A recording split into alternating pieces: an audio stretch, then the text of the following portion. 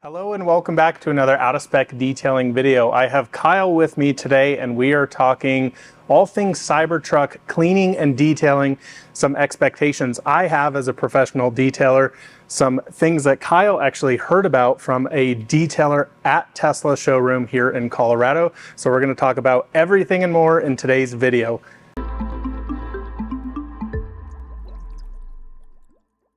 So we have our makeshift Cybertruck sitting right next to us here. Of course, this is actually not the real stainless steel they're going to be using on the Cybertruck, but let's little backtrack of what we've seen in the automotive industry with stainless steel. Of course, there's really only been one car with that, and that is of course the Delorean, and that was made out of 304 stainless steel.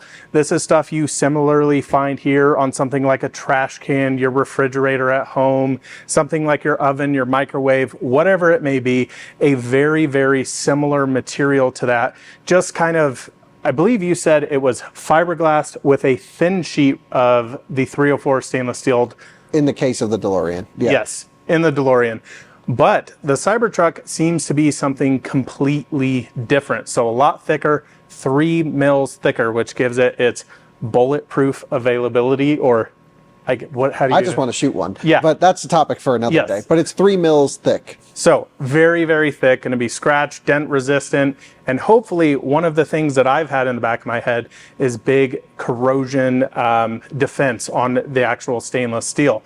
So Kyle had the opportunity to go actually see the Cybertruck down at Tesla of Littleton, and I wanted to bring him along because I asked him while he was down there. I wasn't able to go. I said, can you talk to the guys there and see what they're using, things that they may have tried, because I've seen a few posts around, and just kind of run me through a little bit of that discussion you had.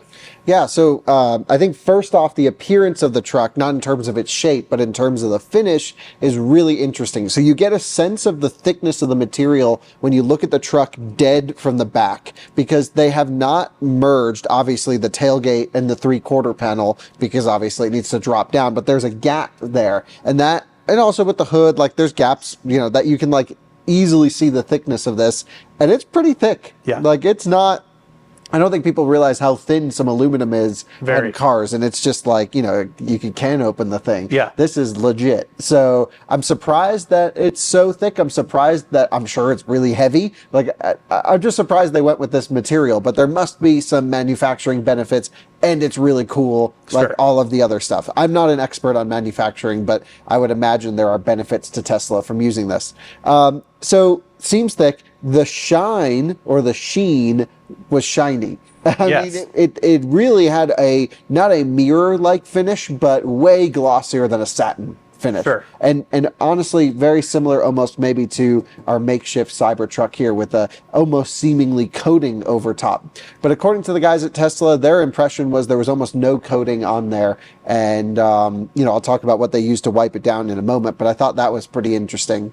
Overall, the material looks nice. It's got a great color. But I did notice, especially on the hood of the truck, a ton of scratches. Yep. I mean, swirl marks, scratches, just light stuff from people rubbing it to clean it. So that was a negative. And I also noticed some smears and streaks. Yeah, streaks. Yes. Which was crazy. So I was talking to the guy, I didn't realize at the time, but he was the guy who details the truck, and I'm like, what's up with all the streaks everywhere? You didn't want to get that off? He's like, no. So apparently Tesla has their own Cybertruck soap for internal uses, and it just didn't work on this truck. Maybe it was too cold outside, because that can affect it, but it just looked terrible. So they were like, we just didn't use that.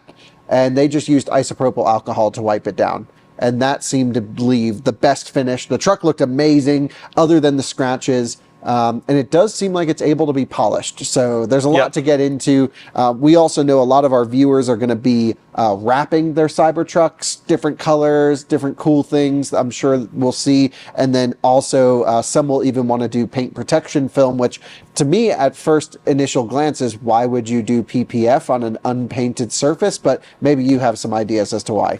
Yeah, so my thoughts on that are, of course, the scratches that you talked about.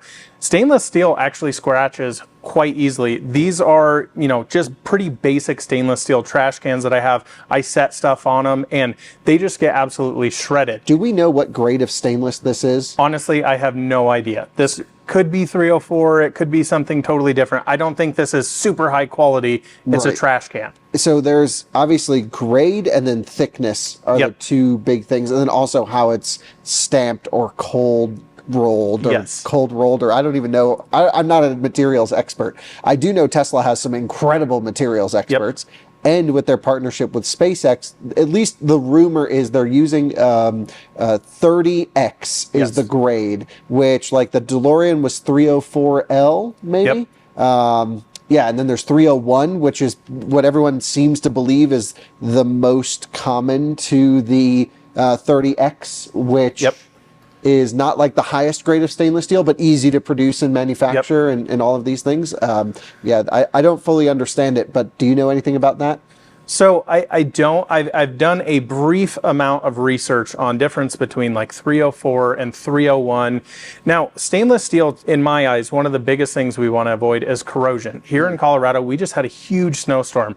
They put salt on the roads. They put salt brine, mag chloride. These are all very harsh of course, things that we put on the road, whereas something like your refrigerator doesn't see that all the time. So I think that's where I'm coming from as a detailer. Like, you're going to have these cars out there on trails, on hot sunny days in the desert, and then of course the other extremes of super cold, really nasty, harsh chemicals. So how is that all going to play out? So a few things that I took away from the video and you and I just talking off camera was, okay, the shine was a lot more than I expected. Even just seeing it through, my phone screen or the TV, I was like, wow, it seems a lot shinier than some of the early prototype Cybertrucks that we've seen. The early trucks had a different finish to them. They look totally matte. Totally different. And I even saw a photo today of one that had a different rear door to the rest of the truck. And I'm like, well, the series production one, the truck that I saw was a VIN series production model, was VIN 1208, and like they're like, it'll eventually be sold to someone, and so it had the final material and it looked awesome in person. Really cool finish. I would honestly keep it like that, but I'm sure people are going to want to change it and wrap it.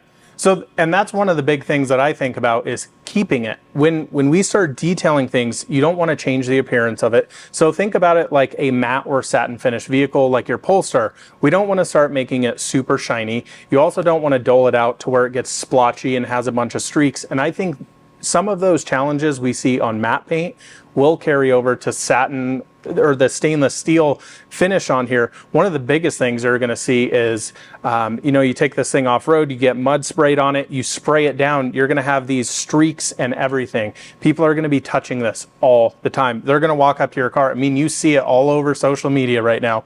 Oh, got to see the Cybertruck. People are scrubbing their hands all over it. I think these things are going to look like somebody has no idea how to clean a refrigerator, and that's honestly everybody. So my thought process throughout this is, okay, what am I going to use as a professional detailer to actually not only clean these things, but protect them? So you going in and telling me that they're using isopropyl alcohol, that to me says they are stripping off everything on there. No protection. Which is absolutely nothing. For fingerprints, that's great because there's no residue that isopropyl alcohol leaves behind. So that's how they're able to get a streak-free finish. Stainless steel is very tricky. Going back to the DeLorean days, a lot of guys use gasoline on these things, which, of course, being Tesla, an electric car company, pouring gasoline all over your Cybertruck, like, what kind of paradigm are we in?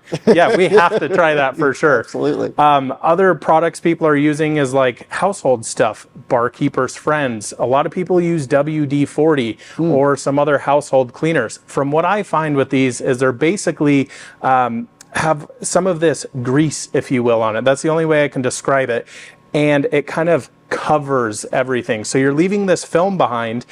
What you see over time, though, is it gets like really dusty because it's attracted to that now. And on a car, that's the absolute last thing you want. So it's like the day after you ceramic coat your vehicle, it attracts everything. It's static. You gotta exactly get all that out. I asked them about the soap that they used, and they basically the instructions from Tesla corporate to them for the show truck was wash it with normal pH soap. and don't do anything else. And these guys experimented a little bit. They were super cool. And so they tried the isopropyl alcohol, which worked perfectly, way better than the waterless wash that came with the truck. And that, again, it was below freezing outside. It's not uncommon for waterless wash to just suck in cold temperatures. Agreed. But the last point about those scratches on the hood, they did a test polish spot on the truck, and we'll zoom in on the photo for the B-roll, but they attempted to polish an area, and it looked totally different than the rest of the truck. I mean, it had a physically darker color to it, but if you had the whole truck consistently done, could be good. But I worry that like a non-professional that might not be consistent with the application or the amount of polishing time really could screw that up. 100%. And that's, you know, first off, when you telling me, oh yeah, you can polish it, I didn't even, like, that didn't even register in my brain that that would be thought of. Now, when I think of stainless steel, something I interact with a lot is on exhausts. Obviously, people have, you know, either aftermarket or factory exhausts. A lot of these systems are made with stainless steel. So we are using, you know, things like metal polishes on them with steel wool. And you can actually somewhat refinish that area. So I've heard this on the Delorean that you can actually put in basically new scratches, which is just that stainless texture to start taking out scratches like that. So I think you'll need to after you polish it because it looked dull from the polish that they used, and I guess they tried to wax over it as well, and it wasn't like they said no one noticed it. I was the only one that brought it up to them. I saw it in the video. It was like this in a little corner there, and I was like, oh, that's where they polished it. And that's always the first test spot for most detailers. You're the weird one that test spots, you know, driver fender. I'm like, we just got to send it and go for it. So other things I'm thinking about is, okay, polishing it, what kind of abrasives are we going to be using? Are we going to be using light polishes that we'd use on like my Model 3 back here? Are we going to be using specifically metal polishes? Believe me, I am going to, when we have a Cybertruck in here, test everything. The last big... I wonder if anyone has a link that we can just order a panel. Yeah, so I've just get a test panel. I've called because I was looking specifically for 301 stainless. 304 is readily available. We could test on the trash can. Tesla has actually patented their cold rolled stainless steel that they're making. So in my mind, it's going to be slightly different. It's like polishing paint. They're all different. Like I have a Mercedes back here over to my right that is completely different than polishing something like your Plaid. So I want to save, I do want to do some test panels, but I also think, yeah, we're going to have to wait and just kind of wing it, honestly. We should just find the cheapest body panel available for the Cybertruck and just order a few of them. Somebody shoot it, and then we'll buy that panel let's shoot it. We'll buy we'll shoot it. Okay, there you go. Even better. Yeah. The last thing that I really want to touch on is, well, a couple of things actually, and that's protection. So we'll bring you guys in here. I want to show you an example of putting PPF over this. Now, I've made a lot of comments either on Twitter or talking to people about my thoughts about stainless steel. Personally, I think it's going to be an absolute nightmare to keep clean. I really, really do. Okay. I mean, seriously, when you walk into somebody's house and look at their refrigerator and you go, you're going to take that and expand it to an entire car that's in the elements every single day, sitting around tree sap, going off-roading, in water, in salt. It's truly going to be a nightmare, I have a feeling. That tracks because talking to the detailer at Littleton, the vehicle only had 15 or 20 miles on it, they claimed. Delivery mileage. They said it was trashed, like covered in mud, all this stuff. And he took an entire day just to wash it. And he was like, you know, moving stuff around the paint. The underbody was like catching all the dirt. So unlike, you know, maybe an F-150 that just has like a ton of room and just plastics where everything falls off. This might be a bit more difficult. We'll have to see. I don't know. I'm not sure ultimately if that matters or not. If it's a truck, just keep it dirty. That's always been my approach. But there will be customers of yours, many of them, that are going to come here and want to do some protection to their Cybertruck. And ultimately, you got to sort out whatever that's going to be. Exactly. And what that looks like. So I think about it as Rivian. You know, you're a pretty hardcore Rivian enthusiast. You take your vehicle off-road, you use it properly. A lot of these things, like myself, if I were to purchase a Rivian, would never see dirt. So I think you have complete polar opposites of people who are buying these Cybertrucks. You know, you post this saying, God, these things are going to be streaked. And some people are like, I don't care, it's a truck. Right. But in reality, I think a lot of people, this is not only their first truck, they're, enthusiasts about the Tesla brand or things like that. They're going to want them to look pretty nice. Sure. Or for even car shows, like just the total approach to this truck is different. So before, I definitely want to talk about this thing, but I also want to open it up to the audience where we have a lot of really smart people watching these videos, materials experts, coatings experts, PPF experts. Like, let us know what you're finding or trying when they get delivered, because I think it's going to require some trial and error throughout this process. And my big thing here, obviously, I do a lot of paint corrections and ceramic coatings. Ceramic coatings is one of those things that I'm most anxious to test out, because I have a feeling you're going to see a lot of weird patchiness once you start applying this, because it is something that's hand applied. When we're applying to a panel, say you're doing it in a square like this, you start up here, it's a lot more material actually going on to the paint, or an example, this stainless steel to the bottom. I think it's going to be a little streaky, and it could be very, very, very challenging to deal with. It'll be interesting to see, because would you start by using a matte ceramic coating like what you used on the Polestar? Yeah, we're gonna honestly just test everything. Yeah. The thing I know that we can do is always get it off. You have isopropyl alcohol. If you get that immediately off, we can polish it. It's gonna be honestly trial and error. And in my opinion, I don't think anybody has any idea what the proper way to do this is. Like I said, a lot of people are just like PPF the whole thing. Going back to, I don't want to change the surface of the vehicle.